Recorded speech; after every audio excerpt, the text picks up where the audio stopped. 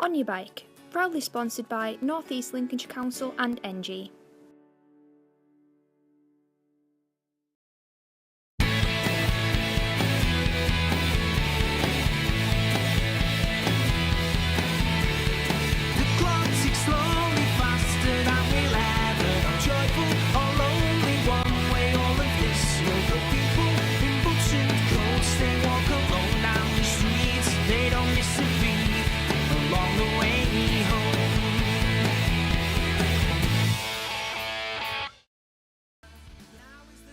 Grimsby, say the town's name, and you'd probably not automatically think of green and open spaces. But the town is home to 60 parks covering 150 acres across Grimsby, Cleethorpes and Immingham. To explore what the area has to offer, I need a set of wheels, and I've come to the Grimsby Cycle Hub. The company was set up by Janine Walker, and their aim is to get as many people as possible choosing cycling as their first mode of transport.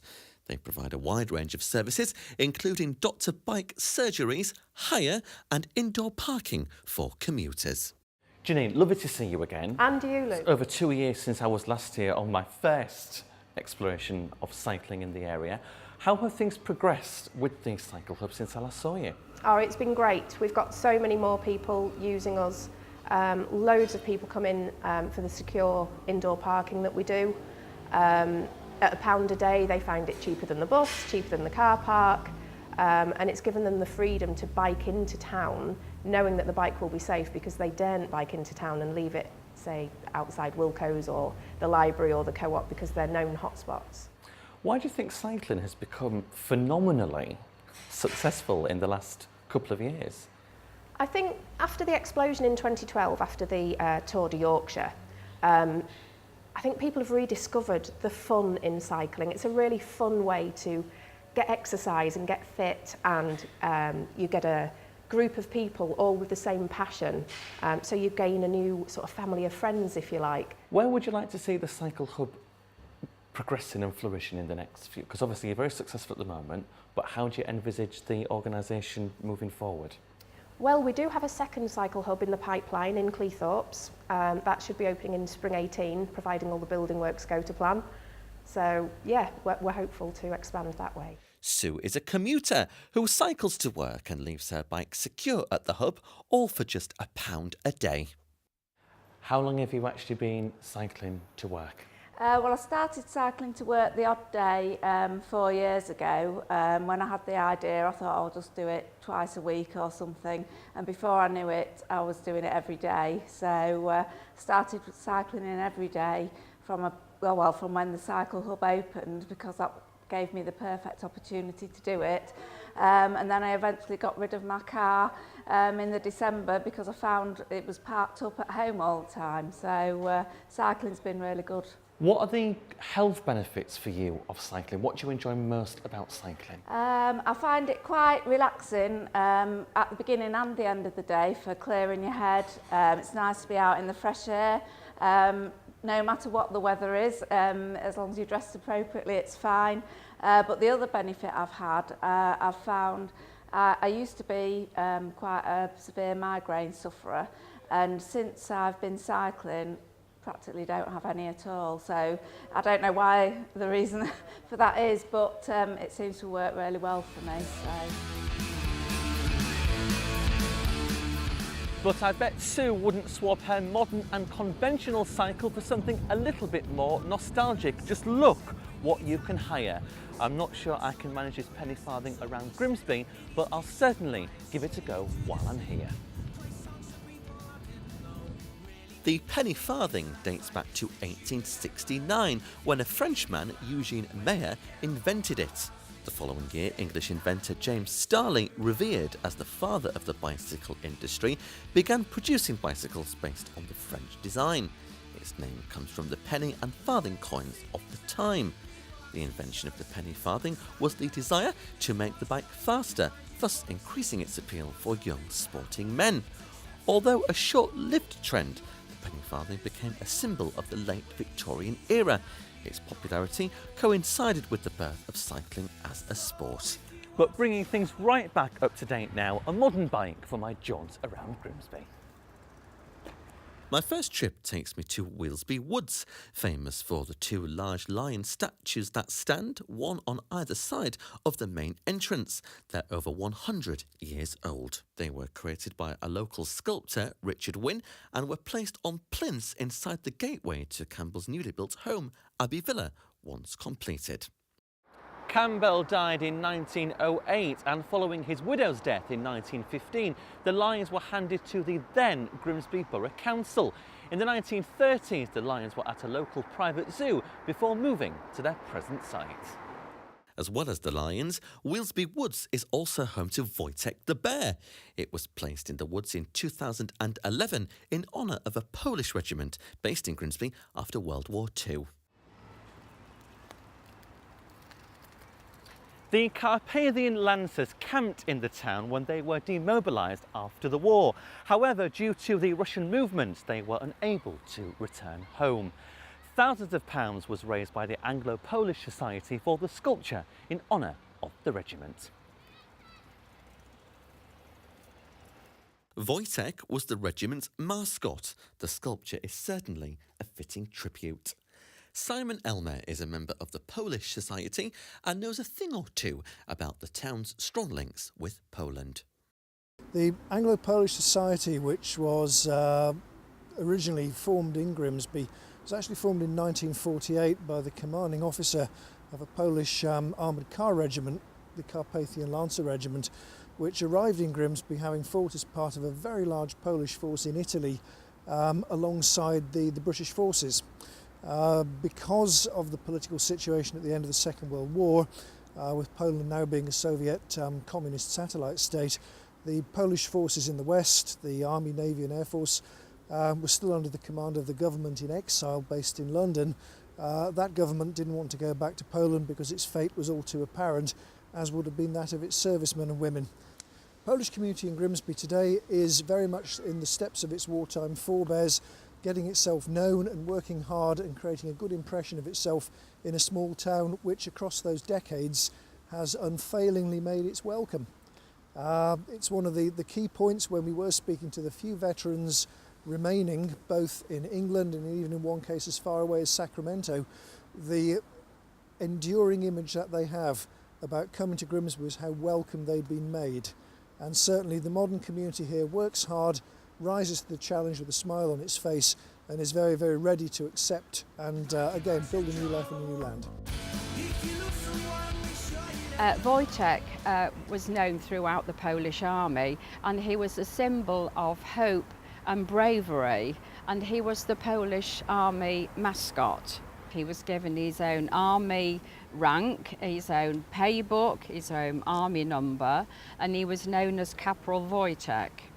He used to carry ammunition boxes, ammunition shells. He actually used to ride in trucks. I mean, I've got a picture here of him in one of the trucks. And he was just, a soldier. He was known as a Polish soldier bear. And so I suddenly, one evening, thought, well, we'll have a sculpture, well, commission a sculpture of the bear.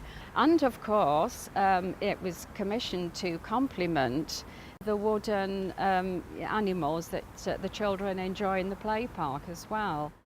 I'm leaving Wylsby Woods now to head off to a great green space in the heart of Grimsby's East Marsh housing estate, Grant Thorold Park. I'm meeting Steve Besant, councillor for the East Marsh ward. He's been heavily involved with the creation of the Pocket Park and knows a thing or two about an extremely famous visitor to the park many years ago. Buffalo Bill came to this park in 1904.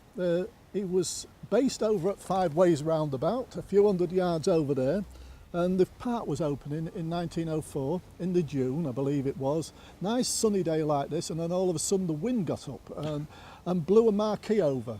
But he heard about this, and he sent some of his troop over and come racing over, potentially on a horseback they did, and got the event on the road again and rolled up the tent, and the park was officially opened on that day. People come here just to have selfies taken with Buffalo Bill or the totem poles and that, And people are not just coming from East Marsh, they're coming from across the borough and out of town now. So we want to put Grant Thorle Park back on the map. And Buffalo Bill, quite a significant name in history. Who actually designed the sculpture? A gentleman I call Chainsaw Mick. I believe his name is Mick Baines from Lincoln, and he's done a fantastic job of each of those sculptures. They're a work of art as far as I'm concerned, so they're absolutely brilliant. Tea in the Park is a new cafe in the park. It's part of a recent renovation of the library, which was developed as a brand new community hub by a local charity. It was funded in part by a significant grant of £274,000 from the Big Lottery Fund. It's headed up by award-winning entrepreneur Nathan Taylor. We opened the Gingerbread House in Humberston, which was a former library. And as a result of that, we were offered Grant Thorle Library, which sits behind me. And we haven't done this just because we said, oh, well, Grant Thorle's not got a tea room, or it's not got a cafe, we're going to put one in there. We did a community economic development plan. It was supported by the Cooperative Bank, and it was a 12-month programme, which helped us for our lottery award. And the biggest thing that everybody said when they came to see us, we want a cafe. We want it like the Gingerbread House. We want the gingerbread. Why has Humberston got that and we haven't? So we listened to what they said, we fed that back to the lottery and said, this is what we want, this is what the community are asking, this is how we want to manage it, and they said, yeah, go ahead. Join me in part 2 when I'll be enjoying a spot of bowls, learn more about Grimsby's future cycling plans, and Michelle Lalor meets a group of girls who find cycling a real breeze.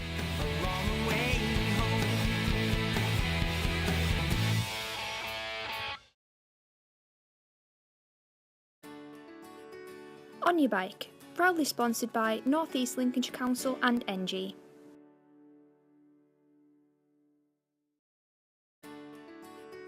On Your Bike, proudly sponsored by North East Lincolnshire Council and NG.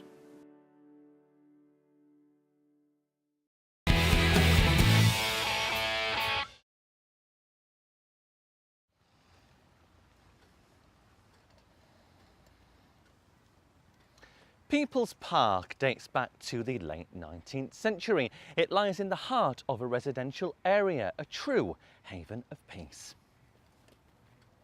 The Great Grimsby Improvement Act of 1869 saw the council put aside land for a park. However, the chosen land was put to other uses. In 1881, local MP Edward Heneage put in an offer of land which was accepted. Some 700 trees were planted as part of the park's creation. It was opened in August 1883 and features include a lake, floral hall and fountain. There is a lawn bowls club based in the park. The club welcomes beginners and experienced players for leisure or competitive play. I may even give it a go. In previous years, there were a lot more members, but I think that's what's happening with the bowling scene at the moment. It's not an in vogue kind of thing at the moment, so we're trying to promote it and get new members and younger members especially. Okay. Why is it important to get new members involved with bowling? Well, it's good. It's, as you can see, it's a great atmosphere. The park is beautiful. The season runs from May to September, so it's in the beautiful summer months. It's good exercise, great company, and you get to travel to other bowling greens and meet other people as well. Lynn, how did you get involved with this sport? Right, I got brought into it because my husband played with his father, who played here. And when the mother-in-law stopped bowling, I was kind of the replacement for her.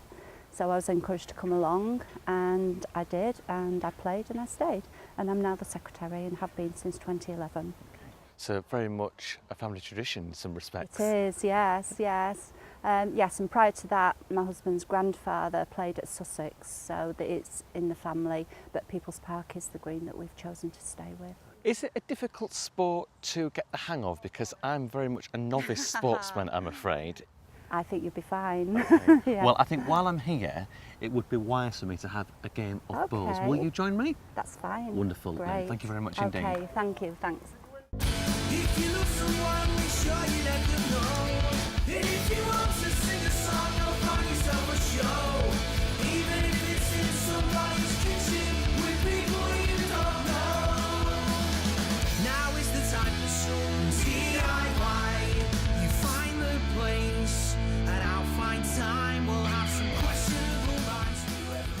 I'm off to meet Jane Hilton-King to find out more about the park's history. She's the Deputy Leader of North East Lincolnshire Council and is very passionate about the town. Jane, lovely to see you, as always. And you've cycled here to meet me this afternoon. I didn't realise you was such a keen cyclist. I rely on cycling all the time. I don't drive a car, so public transport, whether it's buses or cycling, and I've cycled from the age of 5, so I've always had a cycle. Always. So it's in your blood? Well, it's not just in the blood, it's in the family. My father years ago used to go to work on a bike, and I'm talking about the early 50s, and everybody went to work on a bike, so our house was full of bikes all the time. So I just automatically bought a bike. I've never driven a car. And my husband's the same. He's a cyclist. So all the years working on the docks, he's always been on his bike. He's an office worker, he was an office worker, so you can imagine, cycling is our life. What's North East Lincolnshire Council's wider remit for promoting cycling? Oh, we've got a great team in North East Links, and Anthony Stoll is one of our lead officers. He works through NG. I work with him closely. I've been on his cycling group many years ago, so I know him really well.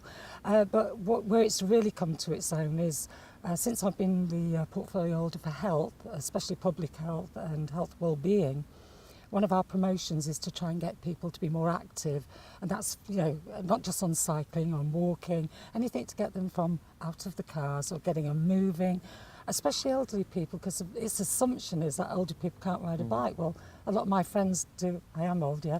A lot of my friends do ride bikes, and they do enjoy it, but they just want safer routes to do it with. So that is part of my role again. I'm working closely with Steve Pinters, who's a director of public health, and he's so committed, and he's really interested in cycling.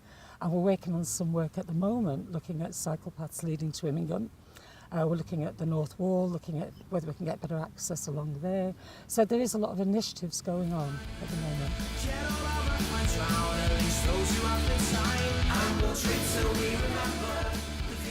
From one of Grimsby's largest parks to one of its smallest now, which sits in the West Marsh. The Duke of York Gardens is positioned on the banks of the River Freshney and dates back to the 19th century. The gardens are looked after by the Friends of Freshney.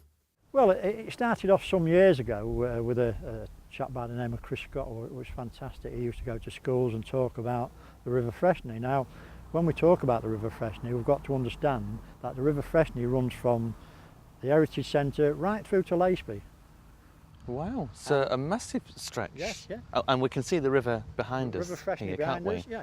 And I mean, obviously, over the years, sadly, it's become into a terrible state of things. This is the only part what has a river running through it. Quite a unique thing, isn't it? We like to see people in the parks. On a nice day, you could come and you could see the amount of people what there. Yes, the West Marsh gets a bad report, but when you see people on that part and see them enjoying it, it makes our life worth it, and we just want to carry on. To me, it is an ideal stopping place. I mean, obviously, you can ride cycles, and some are more fitter than I am, and probably it's a nice place to stop and for people to talk who are interested. And if you want to get young people involved and people involved in cycling, what a better place to do than go through a venue where there's a possibility of people. I mean, there's quite a few people don't even ride cycles or are frightened to do it. I mean, I've just got mine out of my shed after 20 years. How are you finding it? Not too bad. The PS Lincoln Castle was a coal-fired paddled steamer used to ferry passengers across the Humber from World War II until 1978. She was the last of her kind in the UK before being decommissioned from service. She later served as a pub in nearby Hessel and then as a restaurant in Alexandra Dock. The anchor and mooring cleats of the PS Lincoln Castle are here right in the heart of the Duke of York Gardens, I believe. Correct, yes, that's correct. Why are they here? Well, a gentleman, a local business by the name of Tony's Autos, he managed to get them from the Lincoln Castle before they were sent for scrap, and asked if the Friend of the Freshney would like them, and we snapped his hand off. Obviously the Lincoln Castle, a lot of people had good memories of it, and it was a shame it ever went, and to me it was a devastation that Grimsby lost it.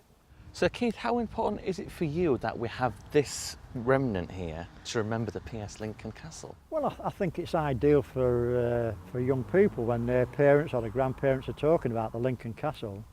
I think that's the only remembrance we've got of it, like, you know. And we have got a plaque with as much history as we can about it, but obviously that does not substitute for a major vessel.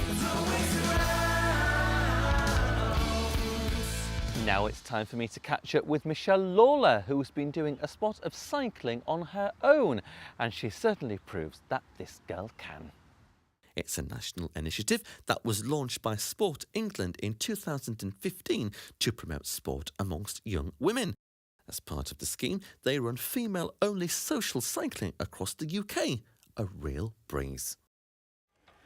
Thank you very much, Luke.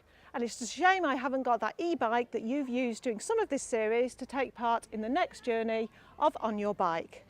I'm Michelle Lalor, guest presenter for this evening to take part in a very special cycle ride which is organised by women for women.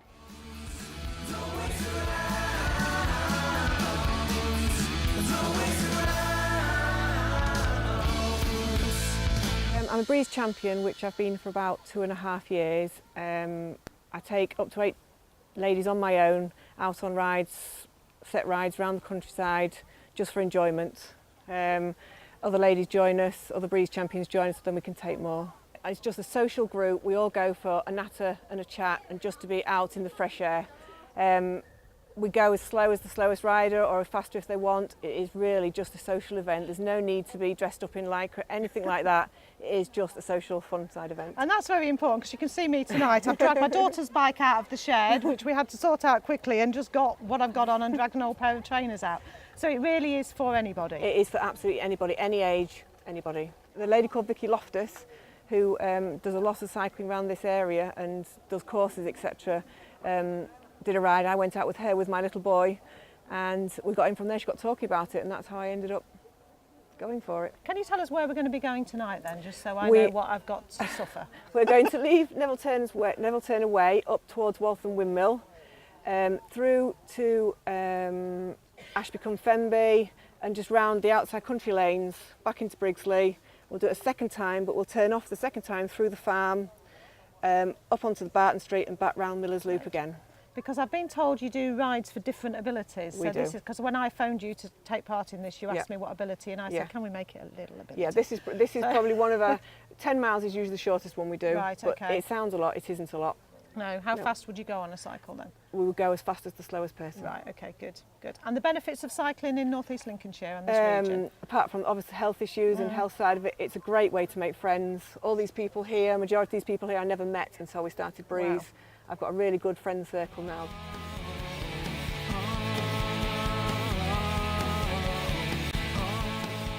And that brings us to the end of this series of On Your Bike. We hope you've enjoyed it as much as we have.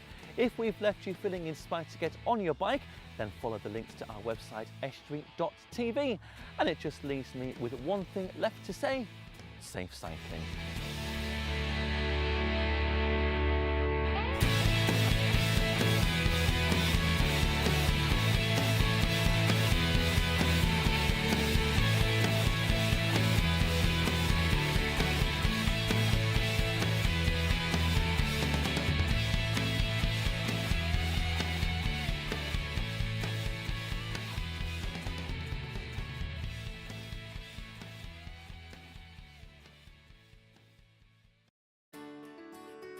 On Your Bike, proudly sponsored by North East Lincolnshire Council and NG.